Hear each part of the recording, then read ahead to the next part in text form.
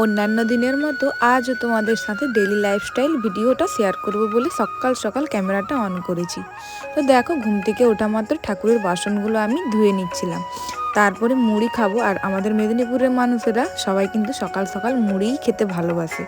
তো মুড়ি খাওয়ার জন্য কি খাবো ভেবে পাচ্ছিলাম না, তাই মনে হলো হঠাৎ করে যেন একটু আলু ভাজা দিয়ে মুড়ি খাই।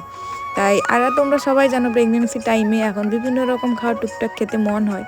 তো যেদিন যেমন যেটা মন হয় সেদিন সেই মতো করেই খাই। তো বাড়িতে আছি আমি আর মা। তোমাদের দাদাভাই চলে গেছে ডিউটি, আর বাবা চলে গেছে আমাদের দেশের বাড়ি, কারণ এখন ধান কাটার কাজ চলছে।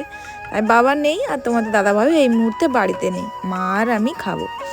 তাই দেখো, সকাল সকাল ওঠা মাত্র আমার যা কিছু টুকিটাকি কাজকর্ম করতে হয় না, বাধ্যতামূলক না, নিজের থেকে ভালোবেসে করি।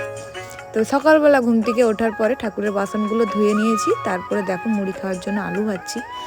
আর আলু ভাজতে এসে আমার খুবই ভয় পায়, কারণ লঙ্কা যদি ভাজি আলু ভাজাতে দিই, লঙ্কার মানে ছিটকানি যাতে না আমার চোখে পড়ে যায়, ওইটার খুবই ভয় পায়। তাই মুখ টুক ঢেকে নিয়েছিলাম। তো দেখো, যাই হোক, তারপরে দেখো স্নান করতে চলে যাচ্ছি। তো কেমন লাগলো